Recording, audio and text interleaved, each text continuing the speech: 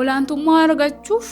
qamisiirraa surriin uffatin gaafa isaan fuula isaanii isheerraa garagalchanii dudda isaanii itti garagalchanii jedhan yaa Ibraahiim eessatti nu gattee deemta ni callisa yaa Ibraahiim eessatti nu gattee deemta itti amma ni callisa waan kana irratti kan si ajaje rabbi yaa Ibraahiim eeyyee jedhan yoo akkas ta'e wamaa rakkoo hin qabu adeemeetti yaa Allah tawakkula jechuun maal akka ta'e asirratti argina ati amma rabbii kan keetti of kennitee dhugaatti jiraachuu ni dandeessa dhugaatti jiraachuu ni dandeenya kana rabbiin kan koo na ajajee gaafa rabbiin kan koo subhaanahu wa ta'ala yaa ayyuhan nabiyyu qul li azwaajika wa banaatika wa nisaa'il mu'miniina yudniina alayhinna min jalaabiibihinna jedhu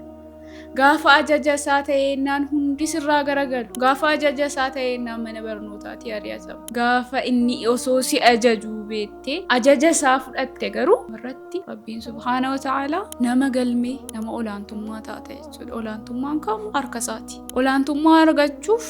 qamisiirraa surriin uffatin olaantummaa argachuuf jilbaaba baafnee iskarbii uffachuun barbaachisa maalummaa keenya waan ta'eef jennaan akka dubartummaati ajaja rabbii gaafa ta'e hajariin akka fakkeenyaatti rabbiin keenya nuu kaa'e